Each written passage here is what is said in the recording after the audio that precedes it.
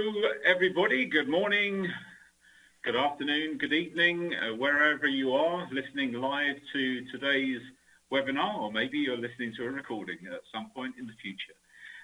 Today's webinar, how to build a future-proof extended workforce ecosystem. We've got an amazing panel to discuss this today.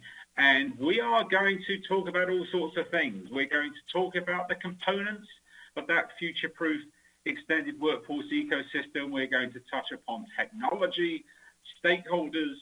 We're going to give you some pointers in terms of your next steps towards building this strategy.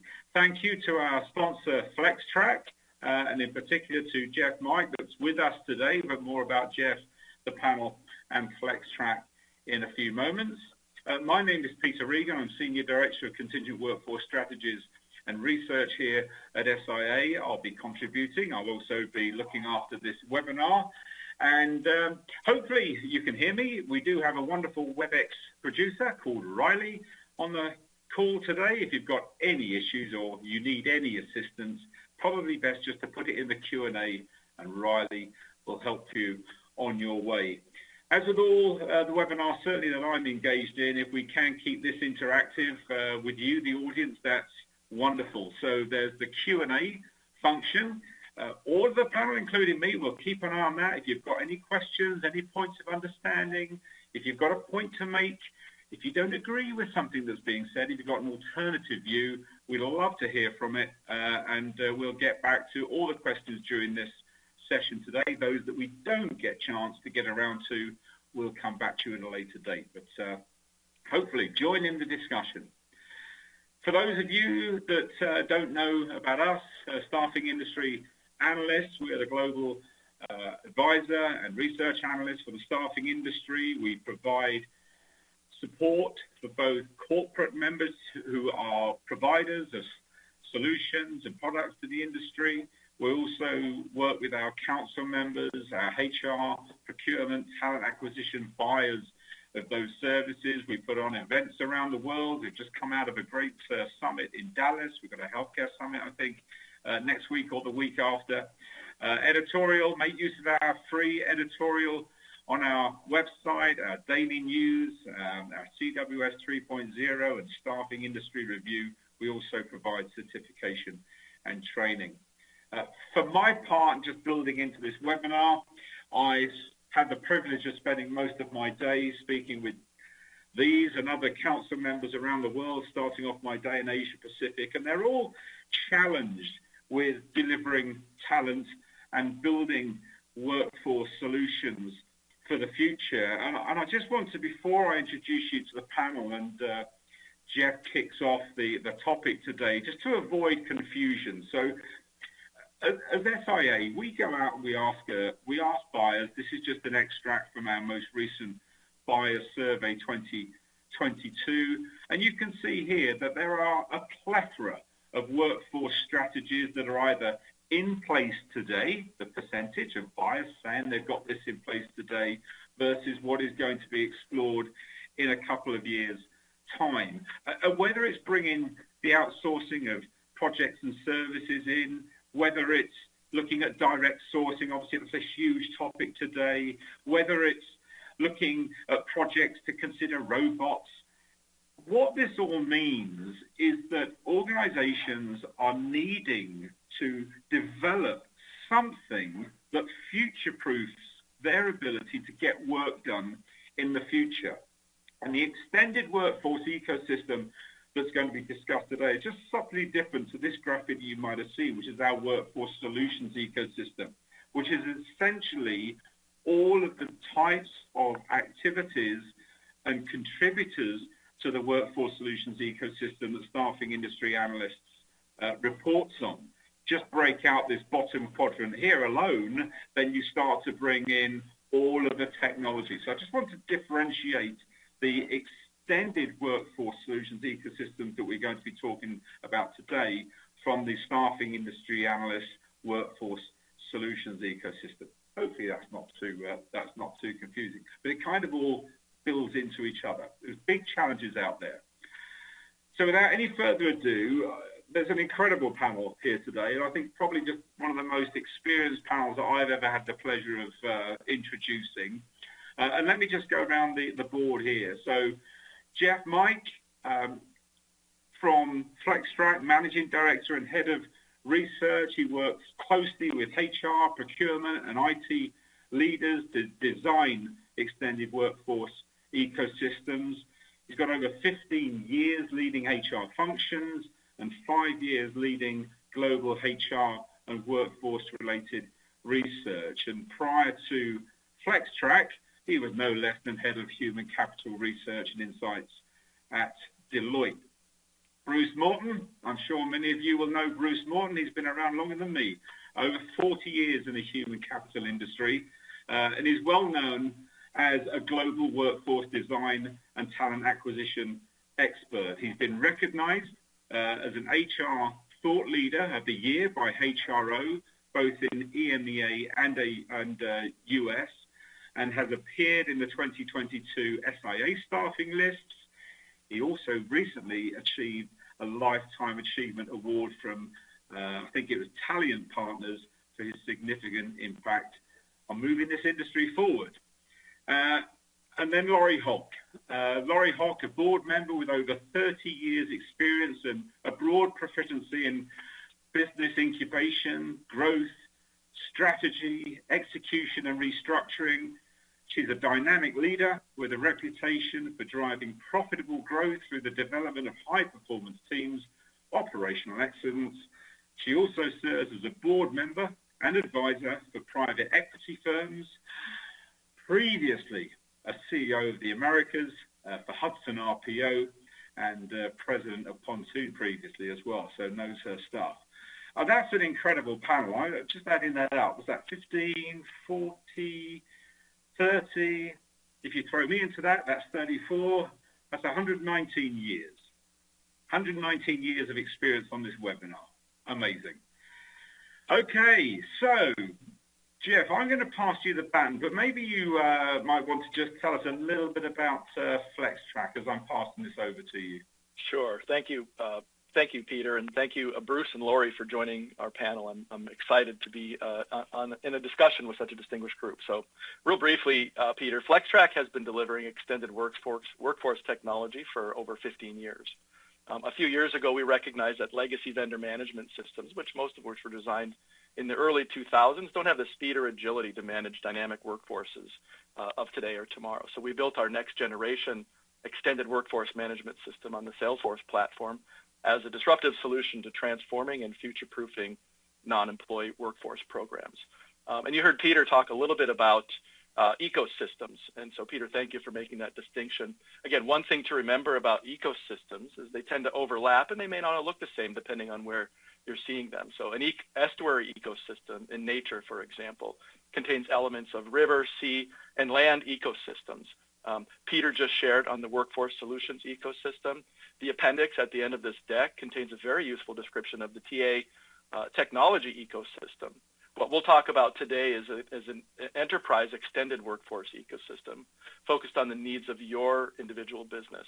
Ecosystems are by their nature complex. However, with the right strategies and technologies, you can simplify this complexity and take advantage of the power and promise that this approach offers to your talent strategies.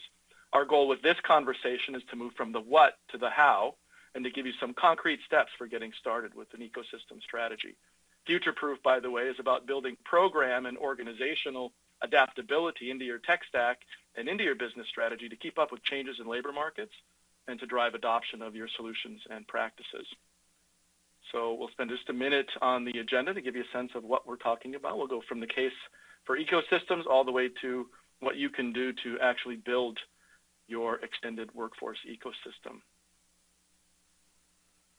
What I'd like to start with, though, is, again, the case for ecosystems. And in our opinion, it's more than a buzzword. As you know, there's been a lot of discussion about ecosystems as the future of business, including staffing, of course, and we deal with multiple continuous disruptions. Ecosystems are the key to business now and in the future, especially given digital transformation.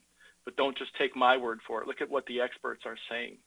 I won't read each one of these quotes, but you can see ecosystems lead to competitive advantage, increased revenue, effective governance, and perhaps most importantly for those of us in the extended workforce, improved access to new skills and capabilities. We'll talk just briefly about the shift from supply chains to ecosystems, and then we'll talk about the mindset and practice shifts making this transformation require. So the supply chain approach to the non-employee workforce came out of a time when business was more static and predictable, and for a time it was useful. Now with repeated and continuous disruptions in business and labor markets, as well as across demographics, the limitations of a supply chain approach are starting to become clear. One of the most limiting factors is the silos in the process, the thinking and in the sources of talent and skills. This leads to fragmented technology, increased cost and risk, especially if your supply chain breaks, and it can be very frustrating for users, candidates, and hiring managers alike. The ecosystem approach, on the other hand, represents a more holistic, future-proof strategy. The specific skills your business needs to meet its objectives, for example, may not be present in one or more of your supply chains. By raising your visibility into the entire ecosystem, you are much more likely to find the skills you need in a more efficient, reliable, and constructive manner, especially given how quickly mobile talent is becoming. The result is better experience and unlimited access to skills and talent when you need it. So as I mentioned, the shift from supply chains to ecosystem requires mindset shifts. Again, with any significant and lasting change, it usually starts with mindsets followed by processes and then procedures and technology. So again, I won't drain this slide, but share just a couple of examples here. And probably the most important one is this notion of shifting from job titles to outcomes. And if you're familiar with skills-based organizations, anything to do with the future of work, this notion of moving to outcomes is really the key to agility, to innovation, and new ways of getting work done. So again, we'll talk about the movement from static to dynamic. This allows, again, for agility, evolution, and rejuvenation, just recognizing, building into your thinking that things are going to change probably by the time you're done designing whatever intervention you're planning. So just that it's an important mindset shift to know what's happening. And then the other one I'll mention is this movement from knowledge-based to data-driven. So in the past, we would talk about our education, our experience in the workforce, what happened in the past and how we dealt with it previously. We're not throwing that all away, but what's more important about that is becoming data-driven, where we take data from all of the interactions in our platform and in the environment, make sense of it based on that experience and that knowledge, and that allows us for a future focus and to move into the unknown, into the disruptions with confidence.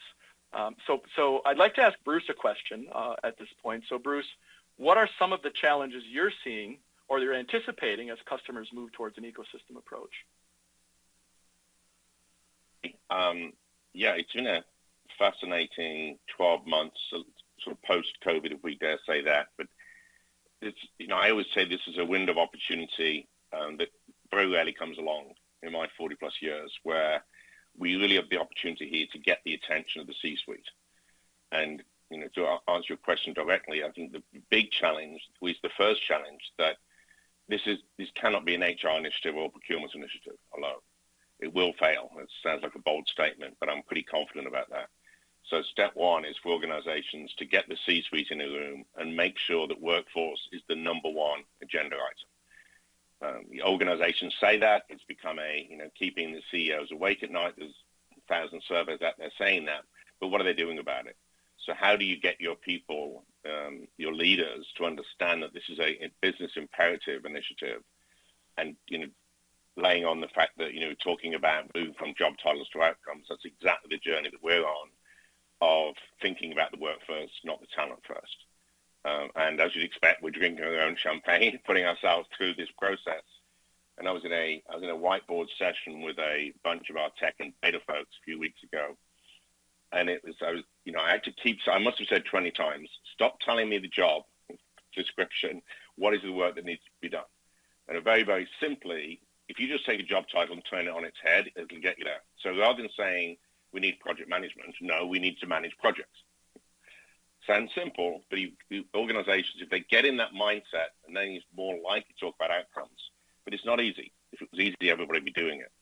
So the biggest challenge, I say, out of the gate is make sure that you get the attention of the C-suite, you get them on board, and then very quickly break down the silos.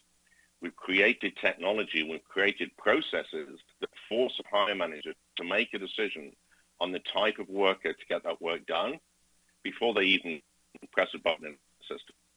You either have to go, oh, I want to use a freelancer, I want a contractor, I'm going to outsource this, I'm going to service provider. That's not journey. With technology now, we have the ability to make that decision at the finish line, at the start line. So you can truly now compare apples with pears for the first time ever, which comes back to the data point. As you think about the ecosystem, the data cannot be in silos. So the key to that is building the capability. The data can move between these different platforms in a seamless fashion. So that allows people to make truly database decisions on what is the best way to get this piece of work done, where should I put it in the world, how long should it take, and how much should it cost. That's the journey that we're on with our clients. It's not easy, but we're seeing some early results that are mind-blowingly impactful along the journey, just saving money and just helping organizations truly get work done. Thank you, Bruce. And one thing I heard in your response was that you can actually build changing of behaviors into your processes, into your technology experience. Is that correct? So it's not about trying to make people do things differently. You help them see things differently, and then build the systems and structures around them so that the change can happen. Yeah, this is the side. Bringing them options. Here's 3 ways you can do this. A classic example would be, well, this piece of work, if you use contractors, it's going to say you're going to need contractors. It's going to take 6 months. There's no guarantee to manage these people and make up a number. It's going to cost you $1 million. If you give this to big consulting house, they're going to charge you $1.3 million. You're going to pay them an outcome, and there's penalties if they don't deliver on time. So the cost of risk here is $300,000. Your choice. Interesting. Mr. or Mrs. Business Leader, do you want to go with the 1.3 or the million? Yeah. Allowing them to make those decisions based on fact, as opposed to just hearsay, or I've always done it that way. Right. Thank you, Bruce. Lori, I'd like to switch a little bit in perspective. What are some of the shifts that solution providers need to make as customers move towards an ecosystem approach? Yeah, so thank you for having me. Welcome, everyone. So I agree the supply chain is a very linear approach, right? So if one chain link breaks, then the whole thing may shut down. It's very transactionally driven, and it's subject to maybe a single point of failure, where an ecosystem is more of a puzzle, right? Put together of essential partners that have critical and unique essential capabilities that make for a whole solution. You also want to be able to, Bruce's point, plug and play as the system and as the opportunity and the problems that we're trying to solve for our clients evolve, especially when you're trying to create a successful extended workforce environment. The ecosystem is kind of a living thing, right? It's a network of partners focused on a single outcome. Essential that those ecosystems, as we shift in our thinking, go to it with a collective approach of outcome-based, collaborative, iterative, right? Because you're going to go in and you're going to set up a solution, and then you're going to build on it from there. And I look at it more as that living document that continues to learn, iterate, implement, repeat. So I think, and then figure out, what do we need that we don't have? Is there a capability out there that we absolutely need and haven't suggested in the past? I think we need to build sustainable models that leverage all of our expertise in a collective way. That agility is really important, and I think it requires trust, mutual trust amongst us, right? Sometimes one of the partners will lead and the other will follow, and that kind of lends itself to that shift that you talked about in the slide, to from an internal focus to an external focus, right, being the most important factor. I think when an ecosystem becomes harmonized, the whole is greater than the sum of its parts. And I think that's the kind of focus of an ecosystem, if you will, more so than a supply chain. And that makes a lot of sense, Lori. And what I'm hearing from you is, this notion of co-opetition, perhaps, that we've heard, but it's really like, you maybe have to put some of the competitiveness aside, or some of the old competitive behaviors, and really focus on what's best for the customer at this time and what can the ecosystem bring to the customer. Is that correct? Absolutely. And sometimes that linear, like, supply chain approach, it was more transactional. Everyone had their part, but no one was necessarily integrated. People weren't talking, weren't growing together. I think to be most successful, we need to kind of break those barriers and work collaboratively. So, yeah, exciting times ahead. It's exactly where we need to be, where we need to go. And if I were to just make one comment to Bruce's thank you answer, I believe there's a big shift to skills-based buying, if you will, from a talent perspective, but the talent also wants to be evaluated on their skills. And they don't want to be evaluated so much on how long they've worked or where they've worked. They want to be valued for their skills. So, and we need to, use technologies and systems that allow us to evaluate the contextual nature of those skills. So, exciting world ahead on that. I agree with you, Lori. There's a big movement towards skills-based organizations, but no one's going to snap their fingers and make it happen. And a lot of it's driven from the things you said, in particular, the candidate perspective as well. So thank you both for your candidates now in charge. So we'll have to move a little bit faster than maybe we're comfortable with. So. Agreed. So let's go to. Sorry. Yeah, the time. I'm sorry. I was just saying, Jeff, it's the war for talent. I think what Bruce is saying, I think his internet connection is not great. I think he's saying there's a war for talent and talent won. Correct me if I'm wrong, Bruce. Talent won. Talent's already in the winner's circle. Yep. Yeah, it's one at the moment. I mean, how long that's going to continue for, let's see. Well, I think the idea of adjust now. Agreed. The idea of winning, though, is why can't it be a win-win situation? Why can't organizations and talent win? Yeah. And I think that's where we need to go. So anyway, thank you for that. It's an interesting discussion. I'd like to move on to ecosystem components and participants. And I wanted to start with, this is a simplified diagram. It's designed to help you understand the main components or segments of the extended workforce ecosystem. The speed at which the ecosystem has been evolving and growing makes a comprehensive graphic representation difficult, if not impossible.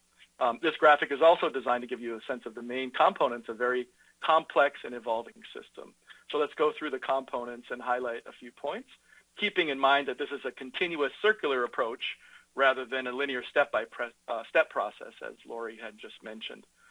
So starting with analyze and plan. Any staffing strategy begins and ends with workforce planning and analysis. This is true for FTE and non-employee workforces, ideally combining both, as you can see the addition of FTE data in this component. This also reinforces the need to bring the silos down. These data come from many sources, internal and external to the enterprise, and there are lots of data providers and tools available for this component depending on what your organizations need. So the sourcing component includes your outreach to the various extended workforce segments, and you can see we have them listed: SOW, temporary staffing, gig workers, independent contractors, along with the suppliers, venues, and solutions that provide access to talent and skills, such as direct sourcing. Selection is a critical element of your workforce ecosystem, of course. Candidate matching helps you quickly identify which ones are likely to be a fit. Interviewing, along with skills and ID validation, help you ensure you get what you're paying for. And this is especially important in the extended workforce, where much of the activity is done remotely. Onboarding is the key to productivity and compliance. As you can see, there will be some overlap with selection. However, the goal is to finalize that process and put the candidate in the proper workflow to align with your policies and processes, as well as get them to productivity as quickly as possible. And then, of course, yes, you can engage the extended workforce. Our recent Voice of the Contingent Workforce study validates the idea that non-employee workers are looking for more from their employers. You just need clear processes and training to listen and respond without running into co-employment or classification issues, as I'm sure many of you are well aware. And then consulting firms and managed service providers also have a role in the extended workforce ecosystem. The specifics depend on your organization's specific context and strategy. So by now you're aware that platforms are the hub of your ecosystem, creating great user experiences while simplifying the coordination of all these components and ensuring productivity and compliance. But not all platforms are the same. Again, here's what the experts are saying regarding the design of platforms. Again, I won't read each quote, but give you a second to look at them. While the notion of platforms has proliferated throughout our industry, it's important to keep these design principles in mind to avoid bad user experience and the dreaded cost delays and frustrations that come with bloatware. Specifically, you'll see that good platform design includes a core stable layer with an evolving layer that allows for agility and evolution. The experience should be consistent no matter what solutions are plugged in. Also important are smooth, easy data and functionality integrations and the efficiency, simplicity, cost management, and automation available through low-code and no-code development. These design principles lead to the notion of a platform as a service for the extended workforce. So platform as a service consists of 4 main dimensions or layers. By building the Flextrack platform as a service, by building the Flextrack platform as a service for the extended workforce on Salesforce, these design dimensions are already built in. Salesforce spends billions of dollars per year on these aspects of their platform, and we deliver them to you so you can stay focused on the execution of your program strategy rather than getting bogged down in technology issues. And it all starts with a compelling user interface. You won't get adoption without commercial grade and intuitive experiences. And what we mean by commercial grade is pick up your iPhone, pick up your Android system, and that's what we mean. It should be intuitive, it should be simple and useful, and when you're done with it, you can unplug. The Salesforce Lightning platform is one of the most intuitive and user-friendly interfaces available in B2B today. Next, you need custom workflow capabilities to maintain a dynamic platform as the ecosystem evolves. As I mentioned, this includes automation of work processes and low-code or no-code elements I mentioned previously, also delivered by Salesforce Flow. Advanced analytics allow you to connect all your workforce and business data in a user-friendly way. Backed by the power of machine learning, this dimension presents opportunities for predictive and descriptive insights to manage costs, access, productivity, and risk. Tableau CRM, which consists of Tableau data visualization and Einstein analytics, is highly configurable and easy to use. Built-in AI and machine learning can help you look beyond the past and present into future projections to make smart decisions to optimize your program. Finally, a platform as a service is designed with integrations in mind. This integration forward dimension is the key to quick and cost-effective connections with capabilities and data from anywhere in the ecosystem. Being built on Salesforce allows Flextrack to deliver all the functionality and advantages of MuleSoft, which is the leading integration platform, along with open APIs and the App Exchange for an adaptable, cost-effective solution for your digital business. This is how you can connect and access all available channels seamlessly to bring the best aspects of solution design from the ecosystem to your program in a single, powerful user experience. So now we get to the fun part, which is really how do you build your extended workforce ecosystem? And as I mentioned, there's an appendix at the end of this deck that gives you a lot of the sources and resources if you're going to start moving out on this. We can give you, the first 8 or 10 steps of doing that, but it will require some work and some steps as you make this transition. And so the first step, of course, as Bruce mentioned early on, is create the enterprise case for change with your leadership and throughout the organization. And so here, Peter, I'd like to ask you, what are some of the cases for extended workforce ecosystems that you're seeing amongst all those customers that you referenced earlier? Yeah, I'd probably go back to Laura's point in terms of what I'm seeing in terms of supply chains breaking. I don't want to be too critical, but I'm seeing examples around the world, whether it's supply chains in India, really struggling to keep pace with demand, rates going through the roof, attrition going through the roof. What was a 20-day hire before is 65 days now, and workers continuing to look for jobs even when they've got one, whether it's, I talk to other clients that are being pushed because traditional supply chains are failing and being asked to go out to competitive tender to professional service companies for time and material staff augmentation workers, potentially at a higher cost. You've only got to talk to any light industrial company around the world, and in particular in the US, that are struggling to get talent and offering colossal sign-on bonuses for drivers and the such like. I've said for many, many years, I've been writing that the correct approach going forward is some form of hybrid approach. The idea of an ecosystem, to the points that have been made, living and breathing is the way forward. However, one point of caution that I would have, I wrote an article a couple of months ago on total talent. It was back in 2011 that I first heard the idea of total talent mentioned, actually at an SIA conference in Amsterdam by one of the sponsors. Here we are in 2020, I don't know timestamp this webinar, but we are in 2022 in October, and that whole thing of total talent hasn't taken off. So the thing that's going to draw this back, we're getting there, is technology. One light at the end of the tunnel is that technologies are starting to exist, not single technologies, but through integrations. And I mean, you mentioned Salesforce. I'm an Apple fan. I'm actually also a Salesforce fan. I love Force.com and the way that it can build stuff like that.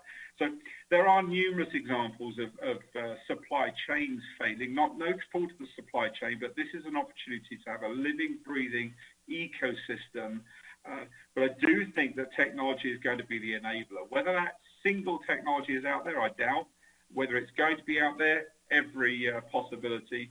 But I'd love to hear Bruce's and yours, Jess, and Laura's view on how important technology is going to be, and what the future is of that, and how soon these extended workforce ecosystems can become a reality, because I think they're desperately needed. Good point. Bruce, would you like to start? Yeah, and it's interesting, Peter, you said that, because we're just waiting for the industry to put Bruce, technology. We've got our unit. Bruce, can I just suggest that you just turn your video off, because we're losing you on bandwidth, I think, where you are. Just, Riley, I've taken the executive decision. There you go. See if it helps. Is that better now? Try. No. We've lost you, Bruce. So, Jeff, you might want to turn to Laurie or myself. Oh, sure. I wonder, Bruce, maybe if there's a way to call in via phone. Maybe Riley, you can help him with that while Laurie's responding. So, Laurie, what's your perspective on Peter's response? Technology? Yes. Yeah. So, yeah, I'm all about, I run a technology company, so I'm all about technology. But I think that the most important thing is that we need to reduce the friction between the work and the worker. In order to do that, we have to use technology. And the generational change in the workforce is going to force that issue, right? Because both on the supply side and the demand side, they want digital channels, they want direct connect technologies, right? They want as much self-serve and as least friction as possible. And while I believe that there'll always be a human component, right, with technology in recruitment and in talent acquisition, in that regard, they want technology to drive that and the efficiencies. They want efficient processes. If they are not in a hiring process that's efficient, then they believe the company's not efficient.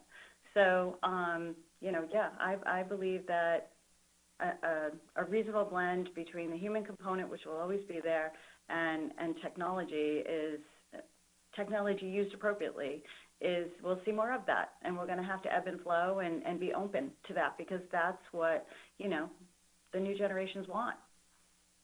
100%, and I think we've been hearing for a while that digital transformation is really more about people than it is about technology, but you can't do it without the technology itself. Well, it's 100%. We use our phones all the time. I have an iPhone, and, Apple's a lifestyle company, right? It changed our lifestyle. So, and I think we need to be open to that and work as well. Exactly. Bruce, are you back? You want to try again? Yeah, I think I've got a better connection now. Much better. I'm off the hotel. I'm on my phone. Yeah. Okay, great. Apologies about that. I'm in a hotel, of course. Shocker. So, yeah, I think that I agree. Technology obviously is the enabler, but the technology's out there. It's just organizations' ability to be okay with the integration and to be okay with allowing their service providers to bring pieces of tech to actually enable all of this. We live in such a data compliance world now, and dare I say it, sometimes the tail's wagging the dog here. Without that flexibility to bring just some of those microservices that you mentioned, Jeff, organizations are going to get left behind. the reality is that we can do so much more, but we're handcuffed by either it getting to the back of the IT queue, right? So it takes 2 years to get there, or internal IT are charging, you want to charge such an extortionate amount of money to get those integrations done, and it just holds the thing back. So as I said right at the start, I think we have this window of opportunity now, and I think we need to get really, really proactive as an industry to shake the thing up and be a bit more dogmatic about the suggestions that we make. I don't think these things are nice to have. These are essentials. So, bit of a soapbox, but no, I agree with that. I think your point is well founded on the regulatory front. Trying to keep up with that, right, around the world is it's a challenge, right? And how to integrate that and make sure that there's a governance around, in your technology to care for that is a really important component moving forward. It's changing rapidly, and maintaining that. People need to feel like they're working in a secure environment, right, with governance when you're working in technology. And regulatory issues within work is something we really need to care for. Makes a lot of sense. I'll just quickly wrap this one up with a reference to Peter's comment about, does the technology exist? I don't think the technology exists. It's a lot like skills. Half of the skills that people will be using in 3 to 5 years haven't been identified yet. I would say the same as for technology. The technology that we'll be using in 3 to 5 years, probably a lot of it doesn't exist right now. So just to kind of double down on Bruce's comment about integrations and platform as a service, that's why we believe, extended workforce solutions, VMS in particular, needs to be integration forward to be able to integrate quickly without, costly and time-consuming integrations with those technologies as they come online. And the same thing, once your technology becomes obsolete, you should be able to decommission it without having to think, wow, I staked my career and $250,000 of budget on this integration and it's not working. So agility, the ability to integrate in particular, I think is key to maintaining that future focus. So the next, it's about making adoption simple if we can, right? Agreed. And really, it's about adoption. Let me go to the next step, which is really creating your ecosystem orchestration team. I borrowed that term from an MIT and Deloitte study on workforce ecosystems, but I think it makes a lot of sense. So this includes internal stakeholders, senior leadership, procurement, IT, HR, as Bruce mentioned. So I wonder, Bruce, if you could comment on how are enterprise organizations assembling these multifunctional teams, as you referenced, to tackle the most pressing challenges? Yeah, they're struggling to do that. And I think because in the extended workforce space, when it was just staff org that we talked about, years ago, that was 90% owned by procurement. Now, if we look across our portfolio of clients, it's about 50-50, 50% HR own the contingent piece and 50% are procurement. But then when you add the services to get a true extended workforce solution, you've got to obviously include all of the services work, the service providers. They don't have one owner. Those owners, the ownership and those relationships and the control sits within the business. CIO obviously has a big part to play in that, or the tech providers, but there isn't one decision point that you can go to HR and HR can say, right, this is our talent acquisition process going forward. So Laurie, your point, the adoption is front and center. If we don't get adoption, it's pointless even starting the journey. But that's what organizations are struggling with, is who owns the decision on how do we get work done by outsourced providers or professional services organizations? And how can we get those people in the room to understand, the benefits that they can achieve? And also inside organizations, there's some protection around those relationships, typically with the big four, to be overly sharing there. But I think we'd all agree that, trying to get to those, trying to break down some of those relationships to allow organizations to truly look at how work can get done and not just doing it like you've always done it, the big conversations. So that's what's going to slow it down. And then the ability, as we touched on, organizations need to be very, very good at integration and allow integration to happen from a compliance perspective. Thank you for that. Peter, I just wanted to ask, could you comment on the next part, which is external partners, consulting firms, basically, everyone that you mentioned in the version of the workforce solutions ecosystem, how are they coming together, or how do they need to come together to to move this approach forward for customers.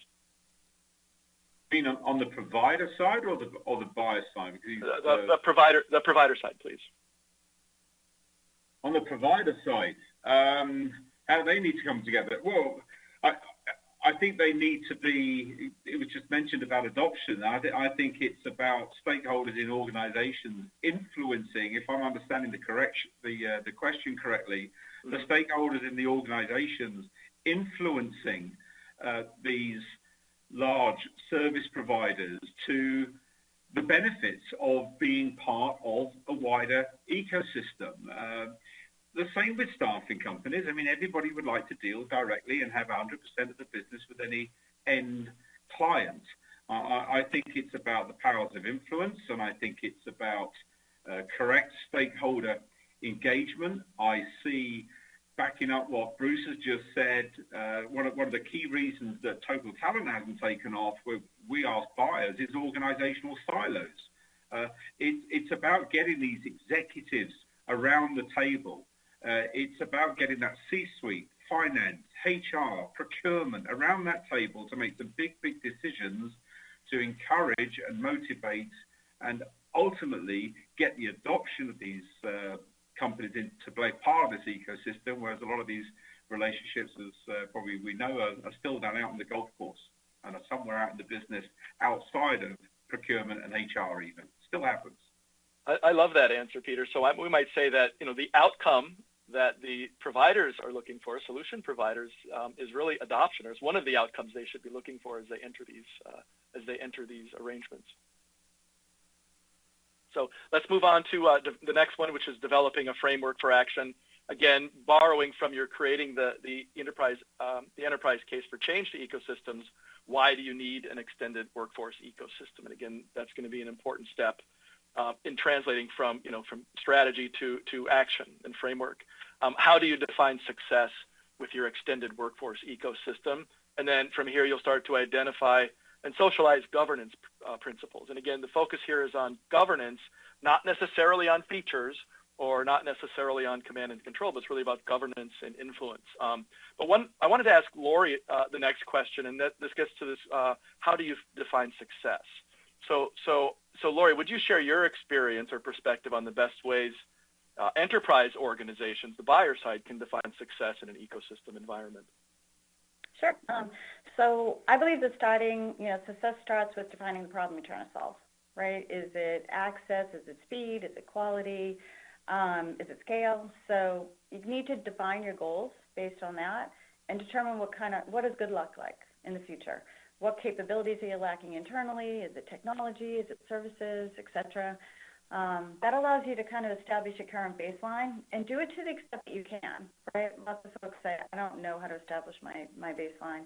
Well, do it based on what you think good looks like and to the extent that you can, and then the ecosystem will help you, right? Continue to do that discovery and outline a near-term design, right? Most of that is about your desired outcome.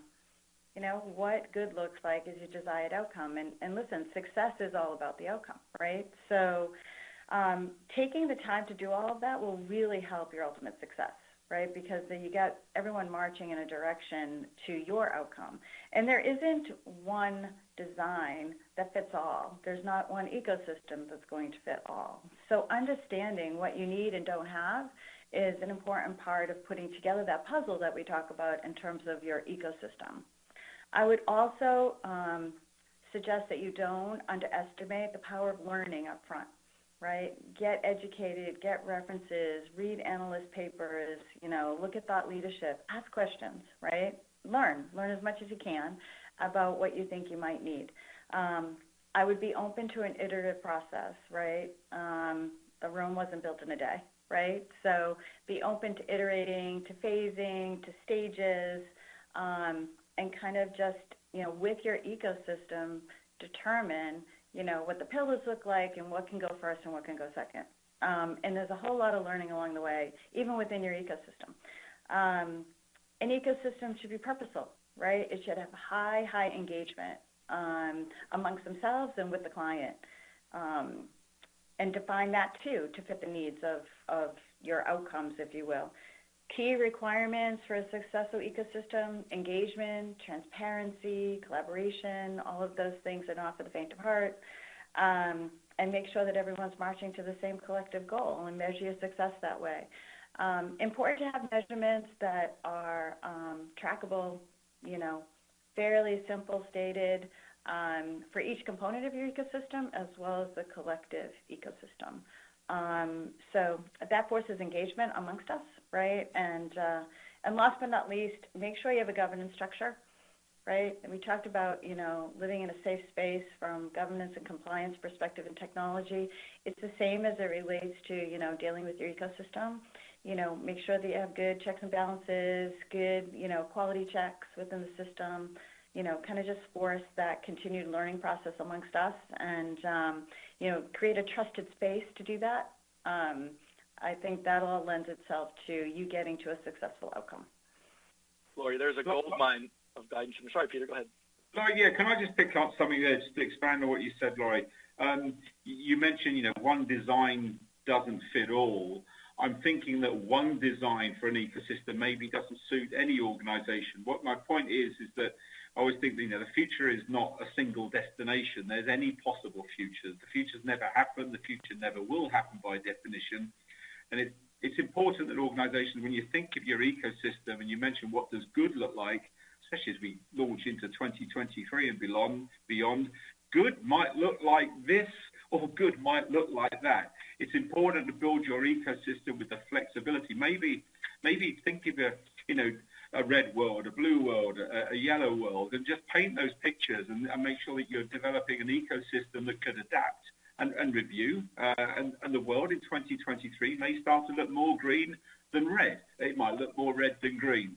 But I think that it's important to have a flexible ecosystem that can adapt, especially in this uncertain future that we face at the moment, because what good might look like could be very different as to whether the world goes that way or the world goes that way, or if it stays on a plateau, and what other people think.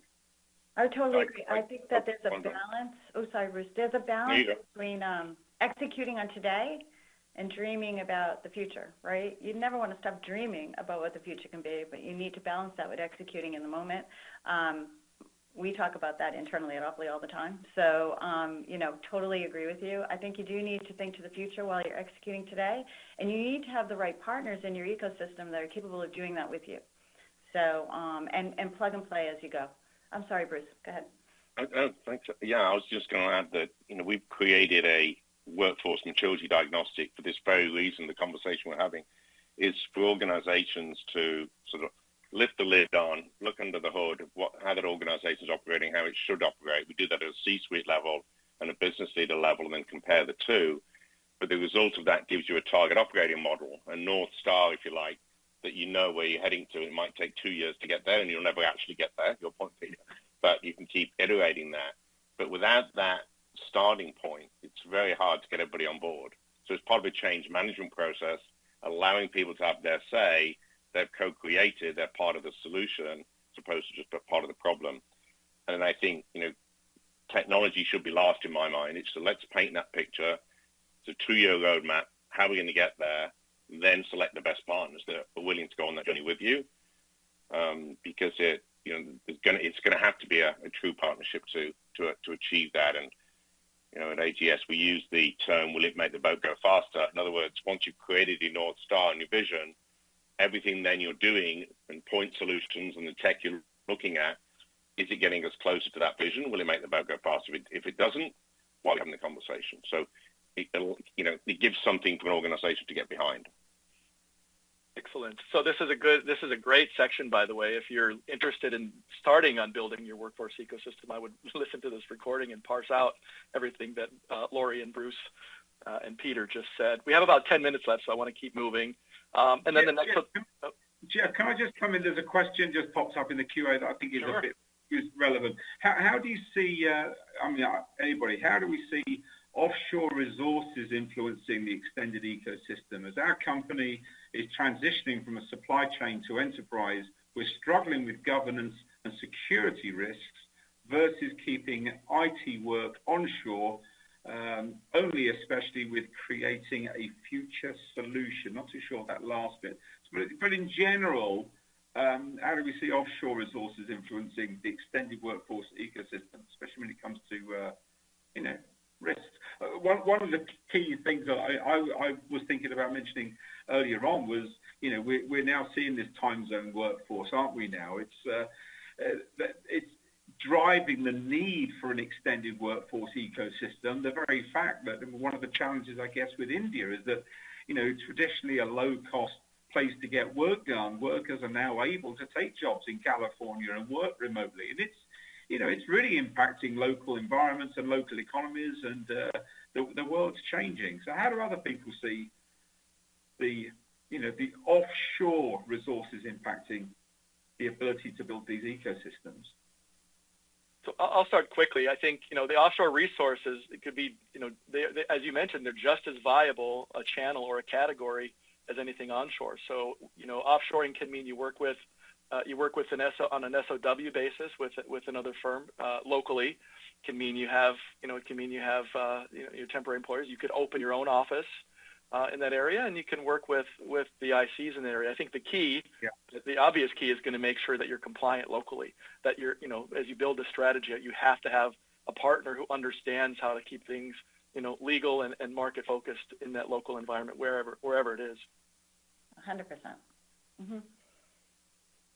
And I, like you mentioned ICs there, I think, there's all sorts of potential challenges and tax challenges when the client's here, the work's being done there, the provider's over there. As long as it meets the definition of an IC in country, it can be a very simple method of just paying them through a bank transfer. It's their issue to sort things out. It can be a very, very compliant way to do business, I believe, in the future ICs. The very types of ways of getting work that certainly in the US have been, a real concern from a compliance perspective. I think going forward could be one of the most compliant ways to do business, so long as you meet, like you just said, Jeff, the definition and the requirements to be an IC in the country that you're providing the services. 100%. And I think what we're seeing is, obviously there's still people offshoring to save money, but it isn't just about labor arbitrage anymore. It's about where are the skills. Mm-hmm. The US, we've gone out of skills. We have, 10 million open jobs we can't fill because we've got these 6 million people unemployed with the wrong skills. So how do we send the work to the people instead of the people to the work? And my personal mission is, I keep banging on about Africa as the next frontier. It has to be. A third of the world's working population live in a continent that we don't access. We've got to find a way of doing that. I think massive change is coming. And I think organizations, part of the strategy has to be, how can we send these pieces of work to where people exist and they're in plentiful supply? Sounds very interesting, and I agree with you 100%. That implies kind of validation of skills, as it's in Africa and any place else. It just reinforces the notion of that kind of skills-based approach. So anyway, we have about 5 minutes left, so I wanted to move quickly to the next question and get to wrap with Peter. Obviously, the next step is map out your company and industry ecosystem. Lots of resources available on this webinar. SIA in the resource slide to be able to do that. Well, one of the next steps is really assessing your VMS or your extended workforce solution against the platform design principles. And Bruce, you mentioned technology should be last, but can you comment on some of the key elements of making this decision around VMS technology in a couple of minutes, please? Yeah, I think it has to be about the flexibility and agility, and do open APIs really mean open APIs? Not all open APIs are equal, I guess is the phrase to use. So really thinking about creating a journey. We've got the roadmap. We know where we want to go. How does that help me then think about what type of partner will come on this journey with me? Even to the point of, what cost model should I look at? How do I want to pay for that?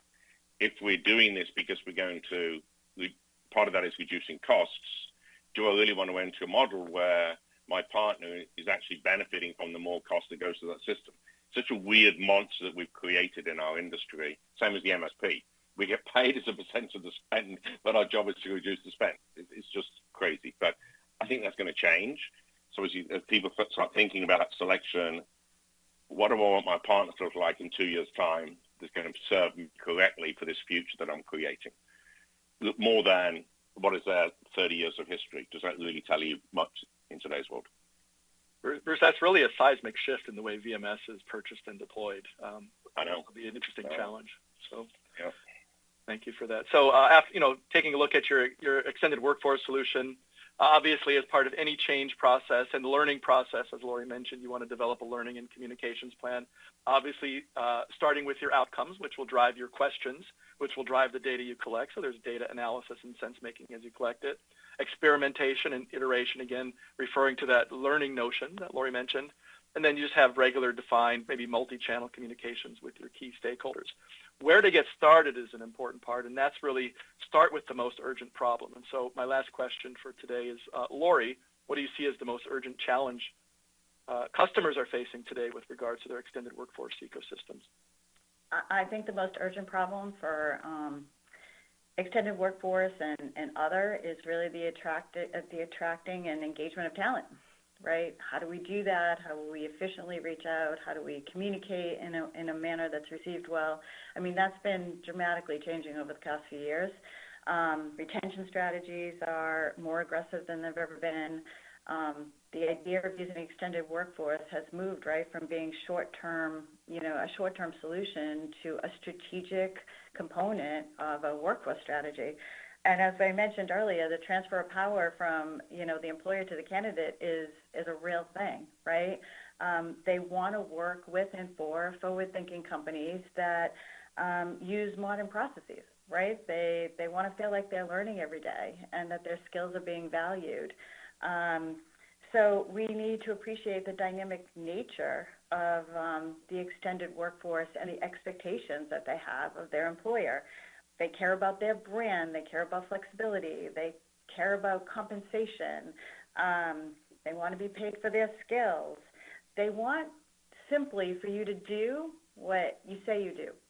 They want there, right? They want there to be integrity in your employee value proposition, right? I mean, it's really that simple. If you talk about sustainability, then you got to have a sustainability program, right? Exactly. So I think they're holding us accountable for who we say we are because they want to be proud of the brands that they work for.